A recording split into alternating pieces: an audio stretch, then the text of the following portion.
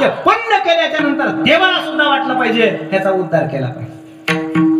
आहे ना, भोग भोगण्यासाठी नाही, ह्या भोगाचा सर्व भोगाचा त्याग करण्यासाठी भक्ती आहे. हा परमार्थ आहे, हा मनुष्य जन्म आहे. पण त्याग करा. भक्ती ते नमन, वैराग्य तो त्याग आणि ज्ञान ब्रह्मीभोग ब्रह्म करून असं काय तर करा. मरताना देव उभा राहावा आपल्याला.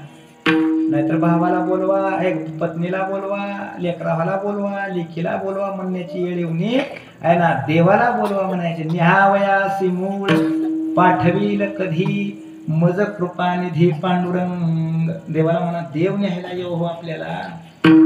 आणि आता खायला प्यायला राहायला, कुणाच्या अंगावर जायला, कुणाचे ती बांध कोरायला, कुणाला मारायला आता मिळाले हो ताकद हाय. हे दिवस राहणार नाहीत पुन्हा.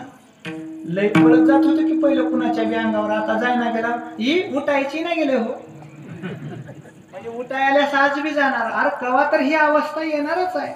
काय कधी होईल काही सांगता येत नाही. ज्ञानेश्वर महाराजाच्या सगळ्या वव्या ह्याच्यासाठी आहे.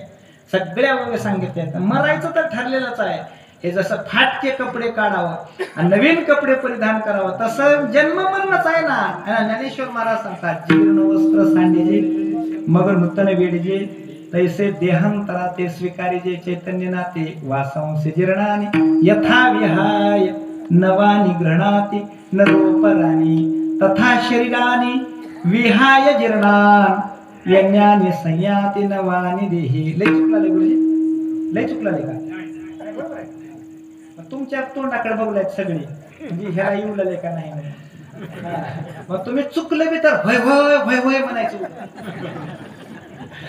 आणि पुन्हा वाटणं तिकडे नेलं का भुक्या देऊ देऊ सांगायचं. आमचे गुरुजी लय मऊ.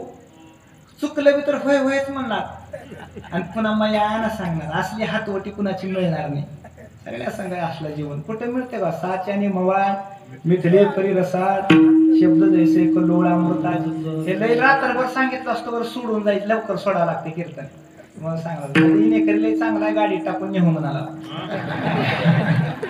ह्याच गावचे काय इथलेच हा का शाबासर पट्टी वतनदार आहो मग.